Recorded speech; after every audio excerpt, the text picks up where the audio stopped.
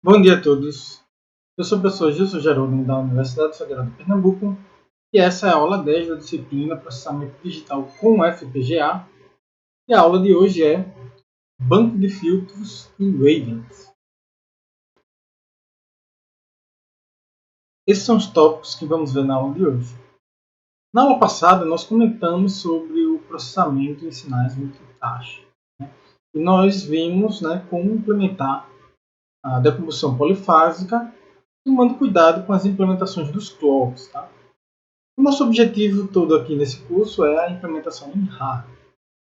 Então, vamos utilizar a decomposição polifásica que vimos na aula anterior para poder estudar e implementar como nós podemos fazer aí as transformadas wavelengths e também bancos de filtros. Leituras recomendadas. O assunto de hoje ele concentra nas seções 5.7 e 5.8 do livro-texto. Tá? Mas para aqueles que querem entender um pouco mais como é que funciona o Wavelengths, eu teria que fazer um curso específico. Na verdade, eu já projetei esse curso. Em breve esse curso vai ser ofertado na nossa universidade, no nosso curso de Engenharia Eletrônica ou Telecomunicações. Mas eu não sei se haverá oportunidade para fazer a modalidade remota da disciplina. Mas, enfim, para aqueles que querem ir aprendendo um pouco mais sobre o Wavelengths, eu recomendo aí 2 livros extras aí, que são o livro do Gilbert Strang, Wavelengths and Filter Banks. Ele tem uma revisão de segunda edição, mas ainda assim é um pouco antigo.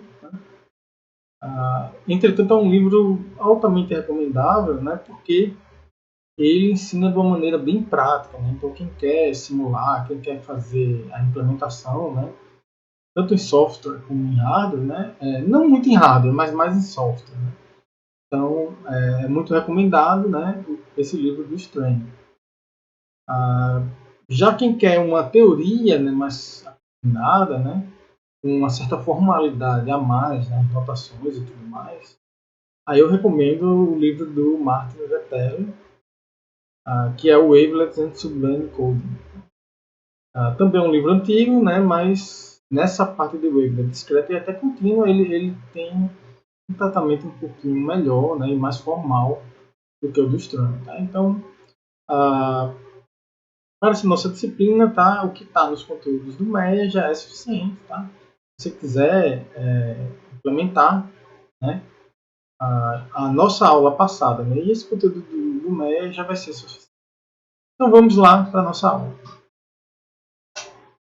Bom, pessoal, então começamos a nossa aula com um banco de filtros com 2 canais. Basicamente, um banco de filtros com 2 canais ele vai fazer esse tipo de análise aqui. Tá? Vamos supor que o H0 ele seja um filtro passa baixo e o H1 ele seja um filtro passa alto. Então, nós estamos decompondo o nosso sinal numa componente de baixa frequência e logo em seguida nós aplicamos um downsampling, ou uma subamostragem. Ou seja, nós diminuímos a taxa de amostragem desse sinal filtrado. E nós fazemos a mesma coisa com o sinal filtrado com o filtro passa alto. Bom, daí vamos ter uma componente que vamos chamar de A1 de N e uma componente chamada de D1 de N. Tá?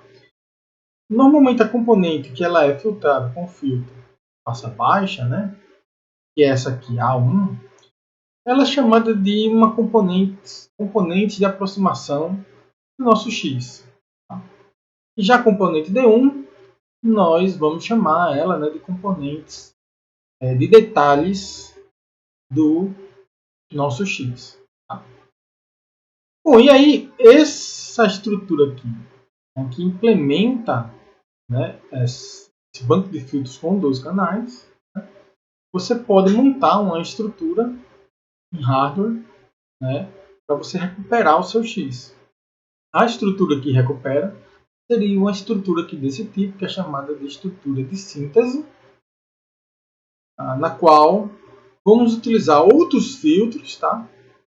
Um filtro aqui que eu vou chamar de G0, um filtro que eu vou chamar de G1, para compor aqui o meu sinal novamente. Tá? Se o meu x de n, qualquer que seja o x de n que entrar aqui, ele for recuperado do lado de cá, nós dizemos que esse banco de filtros dos canais ele faz uma recuperação perfeita. E aí vamos estudar esse tipo de filtro. Esse tipo de banco de filtros são bancos de filtros com recuperação perfeita. Basicamente as wavelets, e a transformada discreta wavelet, para implementar ela, nós vamos ter que calcular isso aqui. Tá? Ok, professor, mas aqui nós temos um downsample, seria um compressor, e aqui também nós temos outros downsamples. Ok, professor, mas o senhor mostrou bastante lá da compressão polifásica. Aqui nós vamos ter que meio que implementar aqui o downsample com aquela compressão polifásica. Não. Nós vamos ver como vamos implementar essa estrutura aqui utilizando a estrutura que a gente aprendeu na aula anterior. Tá? E o mesmo vai acontecer com essa estrutura de síntese. Tá? Então vamos lá. Bom, para continuar aqui a nossa aula, tá? Vou apresentar a vocês as identidades nomes. Tá? Normalmente esse assunto é visto na disciplina Processamento Digital de Sinais. A demonstração desses resultados ela se encontra no livro do Oppenheimer de PDS. Aqui, tá? Eu só vou mostrar o uso, apresentar para vocês essas identidades, que são identidades na qual você pode utilizar, ou seja, você vai fazer manipulações não nas fórmulas, mas sim na estrutura dos filtros que você está fazendo. Então isso é um nível de abstração um pouco mais avançado do que as equações no domínio Z. Aqui eu estou fazendo manipulações em blocos, ou estruturas. Então vamos lá. Se você vai fazer uma filtragem, que é do tipo h de z ao quadrado, ou seja, você depende de um filtro, aqui seria uma espécie de filtro expandido, ou seja, um filtro que só tem coeficientes pares. E aí você faz uma subamostragem logo em seguida, ou seja, você está fazendo a computação e depois você baixa a taxa de amostragem, você baixa o seu plot. Então, você pode trocar a ordem desses dois. Tá? Você coloca o filtro para o lado da taxa do clock mais baixo, e você vai aplicar o downsample antes de você fazer o processamento do seu filtro. Tá? Mas claro, para você fazer isso, esse filtro do lado de cá tem que ter um h de z ao quadrado. Tá? Nem sempre isso é possível. Tá? Mas quando tiver, se você troca a ordem, essa estrutura aqui ela é mais eficiente. Por quê? Porque o meu processamento está feito todo com o clock mais baixo. Tá? Então, mesmo que você tenha o mesmo número de multiplicações, de um lado e do outro, o número de multiplicações que você está fazendo aqui é numa taxa maior do que você fazer essas multiplicações no lado da taxa menor. E até a potência dinâmica também vai ser menor do circuito que você está implementando. Tá? Então, essa estrutura do lado de cá ela é bem mais eficiente que a estrutura desse lado aqui. E você pode fazer também a mesma coisa, considerando o upsample, ou sobreamostrador. Então, se você aumenta seu clock, aumenta sua taxa de amostragem, e depois você aplica um filtro que ele é da forma, vamos supor assim, que seja um g de z ao quadrado, nem todo filtro vai ter isso, mas se ele tiver essa forma aqui, nós podemos trocar a ordem dos dois. Note que eu estou trocando a ordem. E agora eu aplico esse meu filtro aqui em uma parte do meu hardware que tem um clock menor. Depois do meu upsampler, ou do meu sobreamostrador, a taxa do clock ela vai ser bem maior. Então essa estrutura aqui da direita ela vai ser mais eficiente do que essa estrutura também aqui da esquerda. Tá? Bom, vamos lá.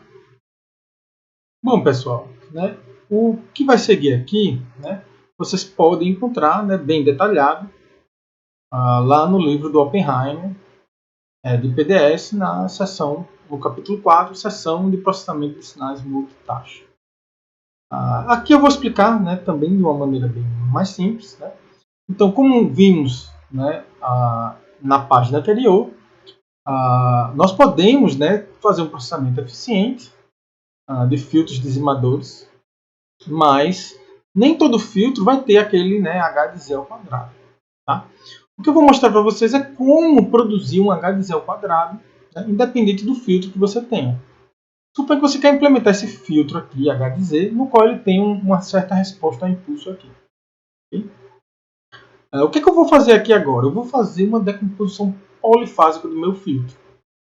Bom, você vai me perguntar, ué, professor, mas o senhor mostrou a decomposição polifásica de sinais na aula anterior. É possível fazer decomposição polifásica para um filtro?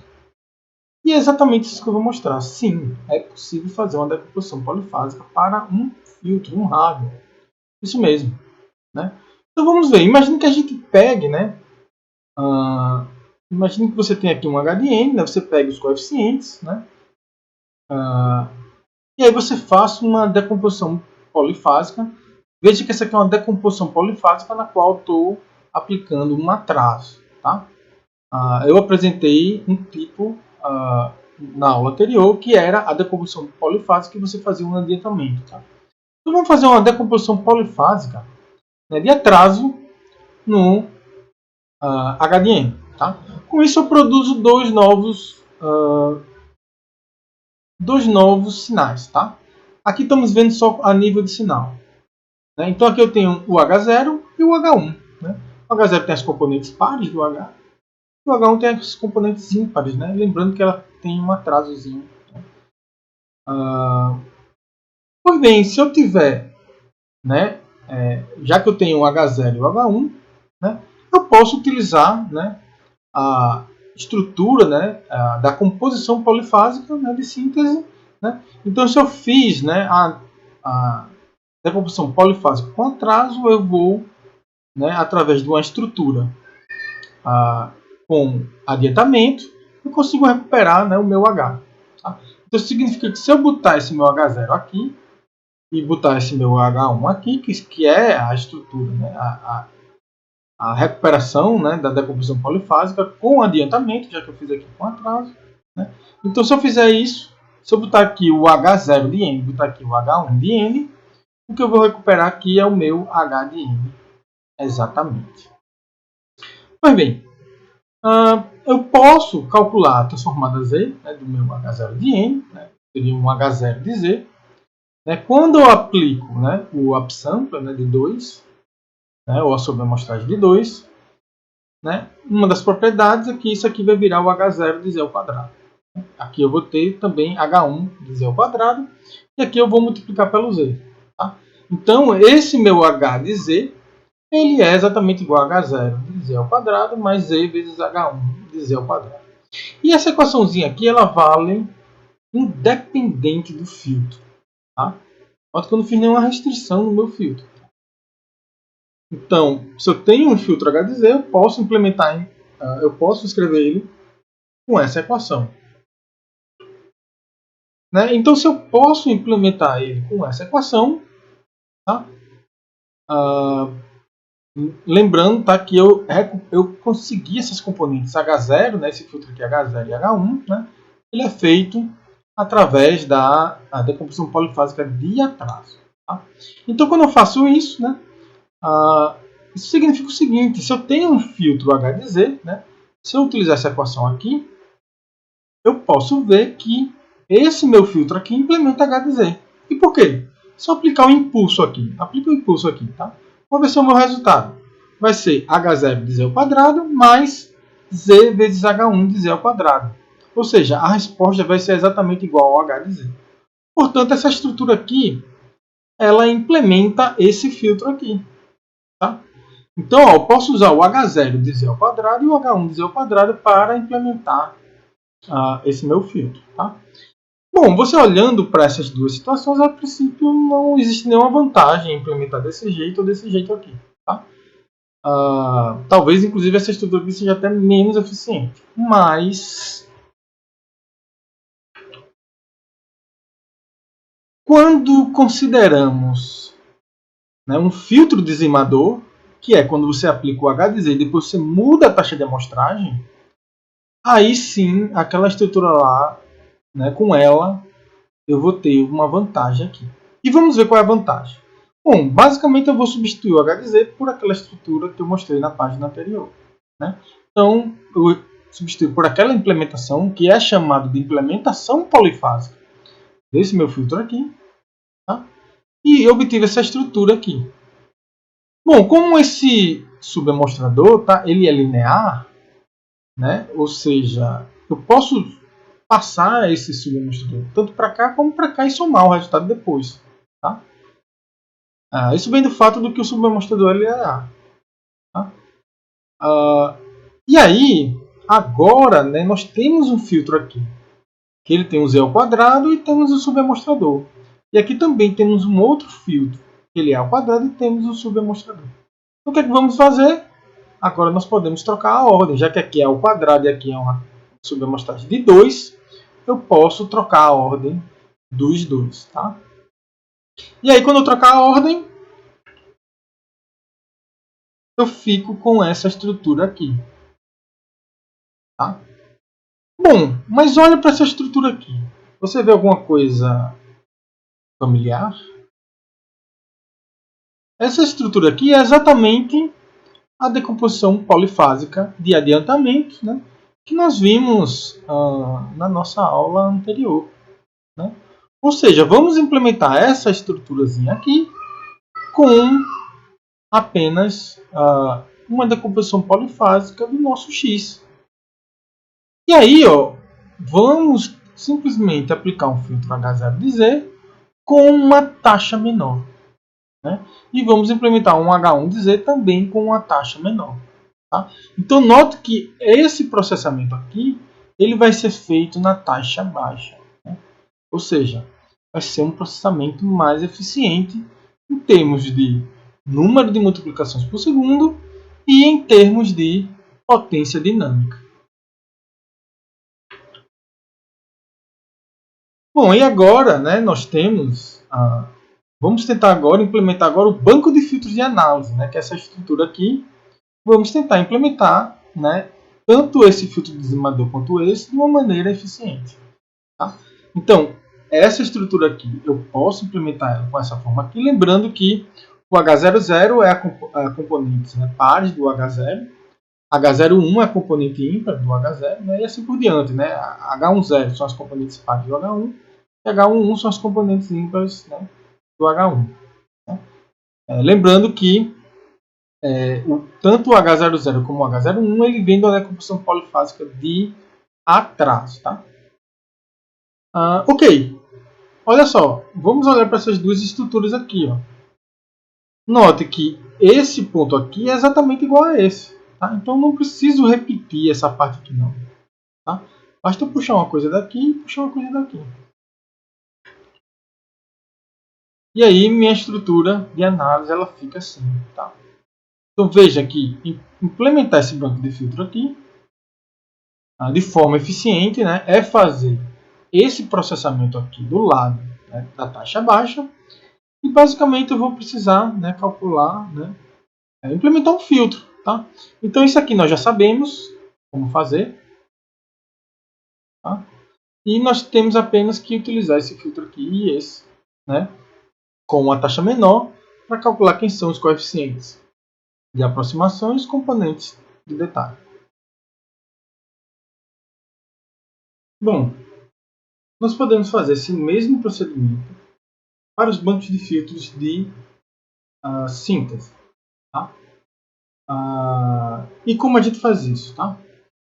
Lá no livro do Oppenheimer ele vai mostrar como é que você faz, né, a decomposição polifásica de um filtro interpolador. Tá? Essa estrutura aqui, no qual você tem a upsample de 2 aplica um filtro, é chamado de filtro interpolador. Aqui você tem 2 na estrutura de síntese do banco de filtros de 2 canais. Então aqui só um detalhe. Tá? Vou deixar para vocês tentarem fazer isso. Mas aí, lembrando, tá? No primeiro caso, nós fizemos uma decomposição polifásica de atraso do H de Z. Tá? E o que apareceu na nossa entrada, para a nossa entrada, foi uma decomposição polifásica de adiantamento. Né? Bom, se essa componente aqui, A1 e D1, né, depois elas formam, né, o X0 e o X1, né, para você reconstruir, você vai precisar de uma estrutura, né, polifásica, né, já que você, né, aplicou no X uma estrutura de adiantamento, você precisa, para reconstruir, uma composição polifásica de atraso. Então, se você vai fazer a decomposição polifásica desses fluidos aqui, né, para que apareça na reconstrução do X uma composição polifásica, né, de atraso, você precisa aplicar, né, no G0 de Z uma decomposição polifásica de adiantamento. Tá? Então, dou essa dica aí. Tentem fazer, né, e tentem chegar na implementação eficiente dos filtros de síntese. Tá? Bom, pessoal, então, agora que nós já sabemos, né, implementar banco de filtros de 2 canais de uma maneira eficiente, vamos ver como é que nós podemos fazer, né, uma transformada wavelet. Né? Como é que eu implemento wavelets, por exemplo? Tá? Então, basicamente, implementar wavelets é você fazer essa estrutura aqui. Né?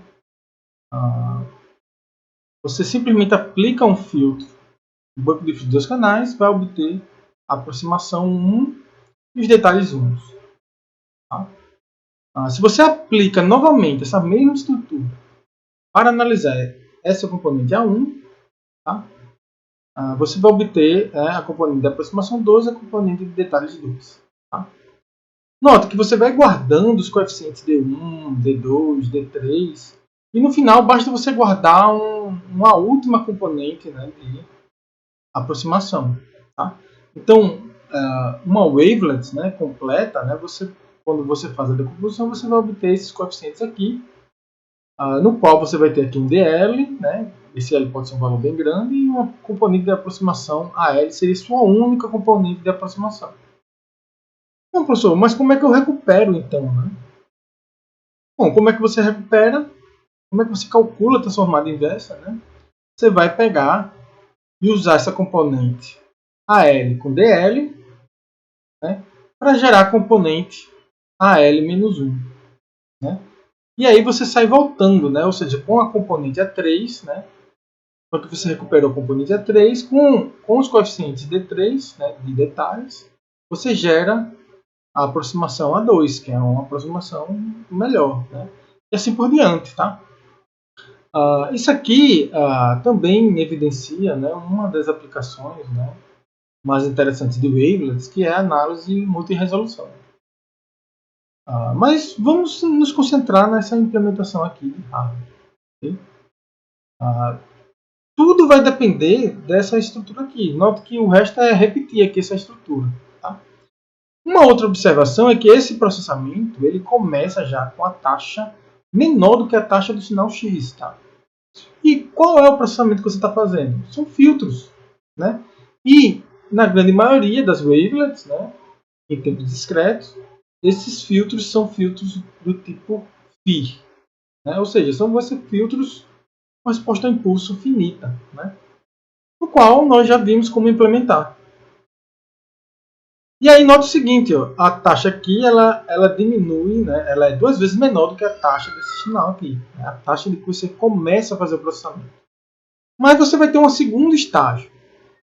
E com relação, note que essa taxa aqui desse segundo estágio, né, ela é 2 vezes menor do que a taxa de processamento do primeiro estágio. Né, que é 2 vezes menor do que a taxa do primeiro estágio. Então ela passa a ser 4 vezes menor. E o terceiro estágio ele vai ter uma taxa, né, seguindo essa ordem, 8 vezes menor. E o próximo vai ter 16 vezes menor e assim por diante. Ou seja, a complexidade, né, e a taxa do seu clock, a taxa do seu processamento, ela vai caindo exponencialmente. Tá? Então, em termos de complexidade, essa estrutura aqui, né, comparado com uma FFT, né, ela é muito, mas muito menos complexa. Tá? E em termos de potência também, ela também vai consumir muito menos energia, muito mais. Né? Essa estrutura como um todo vai ser muito mais eficiente. Tá? Bom, vamos continuar. Ok, vamos então para a nossa implementação. Né? Essa aqui é aquela nossa implementação. Né? Note que quando nós temos, né, um x de n, nós vamos fazer a conversão polifásica do x de n. E aí vamos aplicar nesses filtros aqui que eu já mostrei, né, para obter a componente de aproximação e a componente de detalhe. Tá? Nós podemos escrever, né, aplicando a transformada z aqui e aqui, né, essa equação de uma maneira matricial. Tá? Então, né, o A de z ele seria quem? Ele seria o H0 de z vezes o X0 de z, mais o H01 de z vezes o X1 de z. Né? Então você monta essa equação matricial, monta essa equação matricial aqui. Tá? Essa matriz aqui, note que é uma matriz de filtros. Tá? Note que é uma matriz de filtros. Ela é chamada também de matriz polifásica, né? Do seu banco de filtros de análise. Tá? Então essa aqui é chamada de matriz polifásica de análise. Bom, se eu tiver uma estrutura, né, que note, aqui eu estou dando o x0, né, e o x1 e eu calculo quem é o A de n e o D de n. Né? Então, se eu quiser calcular o x0 e o x1, né, a partir do A de z e D de z, eu posso simplesmente inverter essa matriz aqui. Bom, então dado, né, aquela equação matricial, né, na qual, né, com as componentes polifásicas do meu x eu obtenho as componentes de análise e de detalhes, né, eu posso inverter essa fórmula aqui, matricial, e obter uma maneira, né, ou uma equação matricial para que, dados os coeficientes de análise e de detalhes, eu possa obter de novo minhas componentes polifásicas. Né? Quando eu inverter então essa matriz, eu vou obter a matriz que eu vou chamar de GP de Z. Seria a minha matriz polifásica de síntese. Tá? Bom, basicamente, você tem essa equação, né? Uma matriz seria o inverso da outra, né? Mas aqui um detalhe. Vai aparecer aqui, quando for inverter essa matriz, né? O determinante dessa matriz aqui, que eu vou chamar de determinante polifásico de Z. Aqui um detalhe. Se esse polinômio aqui, tá? Que, desde que aqui eu tenho componentes, né? Um polinômio com zero, potências de z a menos 1, multiplicando por potência de z a menos 1, vou ter um outro polinômio com potência de z a menos 1, o mesmo aqui, né? Então esse polinômio aqui, quando eu fizer esse vezes esse menos esse vezes esse, eu vou ter um polinômio aqui com potências de z a menos 1. Tá? Se eu tiver um polinômio aqui embaixo, tá? Com mais de um coeficiente não nulo, né? O que vai acontecer é que vai aparecer polos aqui. E aí o que vai acontecer é que quando eu multiplicar para o lado de cá, esses filtros aqui, né? Ou se eu quiser colocar ele também para o lado de fora, né? Esses filtros aqui eles vão ser filtros IR, ou seja, com resposta a impulso infinito. Né? A única situação, né, na qual isso não vai acontecer é que a situação em que esse determinante polifásico, né, ele vai ter uma única componente aqui não nula nesse polinômio, então seria apenas, né, ele seria apenas um atraso simples multiplicado com alguma constante. Né? E aí, o que é que eu faria? Essa constante eu multiplicaria esses filtros, né, e o atraso aqui, como eu estou invertendo, ele vira um adiantamento. Tá? Bom, se eu tiro esse adiantamento, né, se eu não implemento com esse adiantamento, o que vai acontecer é que minha saída aqui, né, quando for recuperar o meu x, vai estar atrasado. Tá? Então, eu posso ter aqui esse adiantamento, né, mas eu poderia também não ter o adiantamento e dá o meu resultado um pouco atrasado. Tá? Aí fica a critério da implementação. Bom, para quem quiser já tentar fazer, né, a implementação eficiente, né, da transformada, a wavelet discreta inversa, né, aqui está um primeiro passo, né, seria você implementar esse filtro interpolador, né, utilizando a decomposição polifásica desse filtro aqui, considerando uma decomposição polifásica de adiantamento, né, note que aparece aqui uma de atraso, que é exatamente o que a gente precisa. Tá? Então, vou deixar para vocês analisarem, tá? Depois a gente compara as respostas.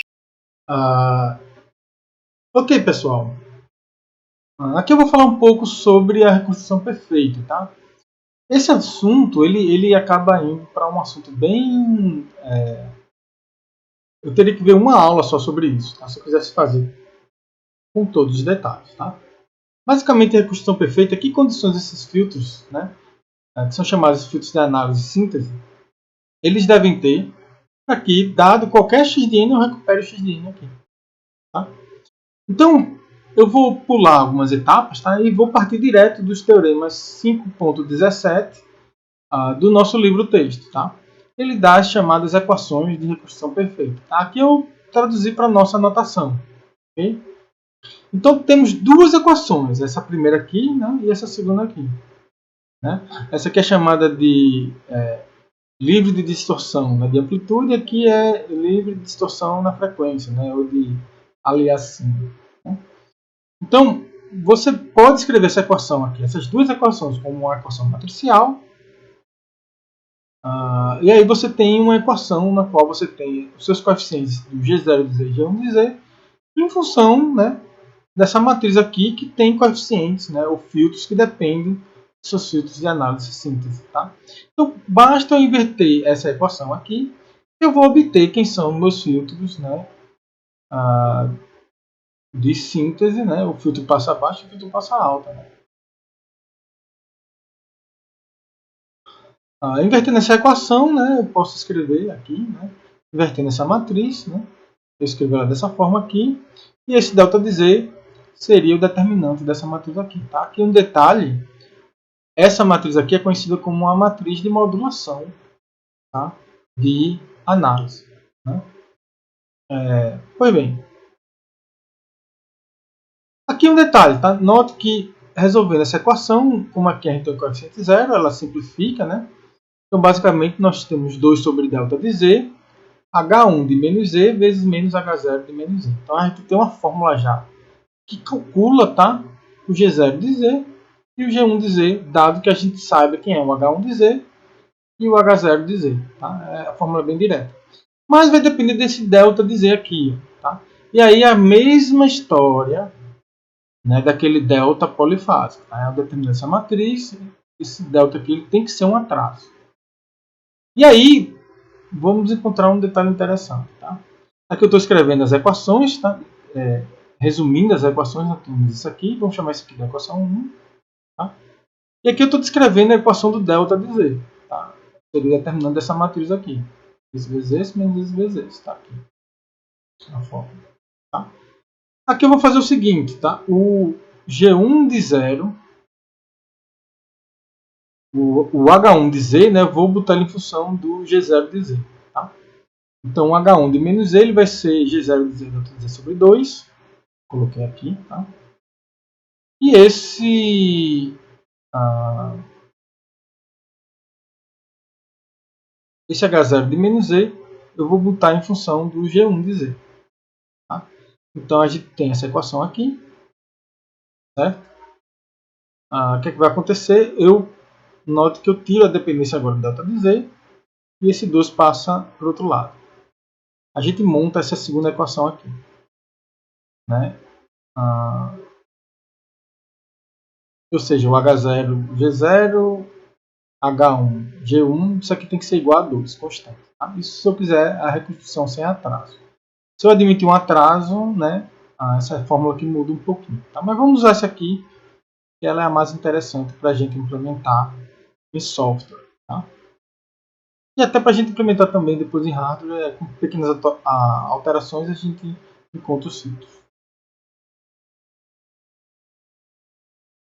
Pois bem, eu vou assumir agora o seguinte, tá? Aquele meu delta de z, ele vai ser um atraso puro, ele vai ser uma constante vezes z elevado a menos zero.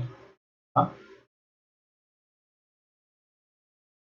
E aí eu vou usar essa equação aqui 1, tá? Que é a equação desses filtros aqui, e vou usar essa equação 2 aqui. Tá? Eu vou tentar colocar todo mundo em função de h de 0 e g de 0. Então essa primeira parte aqui não muda. Tá? Já essa segunda aqui, o h1 de z, eu vou usar essa equação aqui, né? E substituir, né? Substituir o z aqui por menos z. Tá? Então, quando eu fizer isso, vou ter que substituir todo mundo aqui. Então, fazendo isso, tá? A gente tem essa equaçãozinha aqui.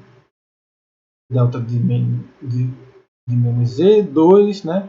O que acontece? Esse 2 corta com 2. E aqui a gente tem menos delta de menos z dividido por delta de z. Tá? E desde que z seja um atraso puro, né? Esse delta de z, quando eu dividir esse por esse, né? Se esse L aqui for par, né? Quando eu dividir esse por esse, vai dar 1. Tá?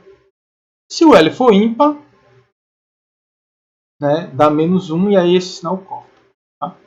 Vamos dar uma olhada. Se o L for ímpar, né, eu vou ter um menos 1 aqui, o menos 1 corta, esse menos aqui vira mais, essa conta fica aqui. Note que aqui eu tenho o filtro, tá? E aqui eu tenho o filtro, o mesmo filtro aqui, né, eu tenho ele invertido. Tá? Se eu multiplico ele por z, né, basicamente o que é que eu estou fazendo? Eu estou mudando, né, o sinal das componentes ímpares. Né? E aí, se eu somo esse com esse, né, e o resultado tem que dar 2, né, note que 2 é quem? É componente independente. Tá? Então, esse produtozinho aqui, né, isso é chamado do f de z, né, no livro texto ele vai chamar isso de f de z. Você tem essa equação aqui, tá? Que o f de z mais f de menos esse aqui tem que ser igual a 2. Aqui um detalhe, tá? Se o L não for ímpar, ele for par, o que é que vai acontecer? Esse sinal aqui fica de menos. Tá? E aqui você tem esse filtro com... Se você substituir o z por menos z, se você tiver o sinal de menos aqui, a componente independente, né, ela é zerada. Né? E aí é impossível de você resolver essa equação. Tá? Então, essa equação ela só é resolvida, né? Ou seja, o delta de z ele só vai ter essa forma aqui se esse L aqui for ímpar. Tá, pessoal? Então, é uma coisa interessante. Lembrando que eu estou fazendo isso aqui para a reconstrução perfeita. Tá? Se a reconstrução não for perfeita, se você admitir um atraso, você vai ter aquela equação que está lá no livro, que ela é um pouquinho diferente. Bom, agora você tem essas equações aqui na qual você pode, né, encontrar quem é o seu G0 de Z e quem é o seu G1 de Z, dado que você tem o H1 e o H0. Então está aqui essas fórmulas aqui. Tá? Basicamente, estou pegando a equação 1 e substituindo pelo delta de Z. Tá?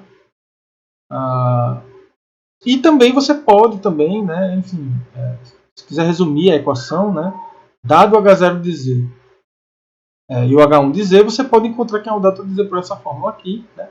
E claro que para que tudo isso funcione, esse resultado aqui tem que dar, né, uma constante b vezes um z a menos zero. Tá? Então, vamos, por exemplo, se a gente pegar os filtros de Ra, tá? Né, e calcular, né, os filtros de Ra, né, considerando os coeficientes do filtro 1 e 1 menos 1, né, para o H0 e o H1, você vai obter que o B é igual a 4 e o L é igual a 1. Tá? Se você pegar o exemplo 5.23 do livro, né, texto, né, é uma WFI, um filtro de 4 pontos, né, você vai dar que o L vai ser 3 e o B vai ser igual a menos 2. Tá? Note que um B igual a menos 2, você ainda, né, consegue Você consegue fazer com que essa funçãozinha aqui ainda fique mais simples. Tá? Bom, um último tópico, né? Em muitas aplicações, né, é interessante você visualizar as wavelets, né? Ou seja, essa sua transformada wavelet está decompondo o teu sinal. Em que tipos de formas de onda? Qual é a forma de onda da sua decomposição? Lembrando, a transformada wavelet ela faz a decomposição do seu sinal em ondas, né, escalonadas e atrasadas. Né? Basicamente uma onda bem parecida. Então, o que eu vou mostrar para vocês é que ondas são essas, né? Qual é a forma de onda, né? Qual é o tipo do sinal, como é que funciona a nossa decomposição. Tá? Então, se a gente quiser, imagine que você tem uma transformada wavelet na qual você vai ter vários, né, aquela estrutura em árvore lá, na qual você tem componentes de detalhe, de síntese, enfim. Compor um sinal com as wavelets basicamente é eu mandar um impulso, né, em cada uma daquelas minhas entradas. Né? Em cada uma daquelas minhas entradas eu vou ter uma forma de onda. Né? Se eu mandar um impulso deslocado, eu tenho essas formas de ondas deslocadas. Tá? E mandar um impulso em diferentes ramos, eu vou ter a forma de onda em diferentes resoluções. Então, se a gente pega essa estrutura aí, né, que é a estrutura de síntese mais simples, e aplicar um delta, né, referente ao meu filtro que passa alta, né, e aí eu zero minha componente dentro de baixa frequência. Né. O que é que eu vou formar? Eu vou formar a wavelet com a resolução de frequência mais alta possível. Né. Bom, e o que acontece se eu pegar essa minha wavelet e colocar essa wavelet na mesma estrutura? Tá? Agora, o que é que eu vou fazer? Eu vou colocar na mesma estrutura, mas vou zerar a componente do detalhe. Então, o resultado que eu vou obter aqui é como se eu pegasse e colocasse o impulso, tá, no meu segundo estágio, né, de análise. E aí o que eu vou formar aqui vai ser minha wavelet, né, com um nível de detalhe um pouquinho menor e com a frequência um pouco mais baixa. Tá? E eu posso repetir isso, eu posso fazer isso indefinidamente, tá? Para gerar a componente wavelet. Né? E aí, se você tem a transformada wavelet, tá? Que eu vou mostrar aqui. Então, basicamente, a transformada wavelet, né? Você vai ter uma expressão. Se você vai usar o MATLAB, você vai ter essas fórmulas aqui, IDWT, né? Na qual, né, você pode dizer qual é o wavelet, né, mas você também pode dizer quais são os filtros. Tá? E aqui tem várias maneiras de dizer quais são os filtros. Né? Você pode dar os filtros polifásicos, você pode dar os filtros aqui, os coeficientes, né, do filtro, ou seja, os coeficientes no tempo de cada filtro, e aí ele implementa. Tá? Bom, então basicamente você calcula essa componente aqui W1, né, aplicando a transformada inversa, né, considerando delta no nível de detalhes e zero na aproximação. E aí você dá a estrutura aqui, dá quem é o G0 e o G1. E essa função aqui vai calcular quem é o W1. Tá? Se eu pegar o meu W1 e aplicar de novo numa transformada inversa, né, eu vou obter o W2. E eu posso sair fazendo isso de forma recursiva. Né? Eu pego esse meu W2, boto numa estrutura, né, inversa de novo, e eu vou ter meu W3 e posso sair calculando W4, W5, W6. Né? A cada nível, o que vai acontecer? Eu vou ter mais pontos nessa wavelet, né? Ela vai estar cada vez mais, digamos assim, expandida, né? E a frequência dela vai ser cada vez menor. Então aqui está um exemplo para vocês, né? Se você pegar aquela wavelet, né, do tipo double X, né, aquela que a gente mostrou ali no exemplo, né, naquele exemplo do livro, essa é a wavelet de síntese, né, que você vai obter, que de fato são as wavelets. Tá? Essa aqui seria a W3, né, ou seja, você aplicando, né, dois estágios ali, né, W4, né, e a W5. Nota que a W5 está bem mais expandida, tá vendo? Comparado com a W3, que tem uma frequência muito maior. Essa aqui vai ter uma frequência bem menor. Né? Bom, pessoal, com isso, tá? A gente termina a primeira parte dessa aula. A próxima aula eu vou mostrar a implementação daquela estrutura, né, de transformada discreta wavelet, e vamos ver como é que ela funciona no quartos, né, no hardware do nosso FPGA. Tá? Então, a próxima parte da aula vamos mostrar como implementa essas wavelets, que vai ser basicamente com os nossos filtros, né, e a decomposição polifásica, na qual já vimos. Okay?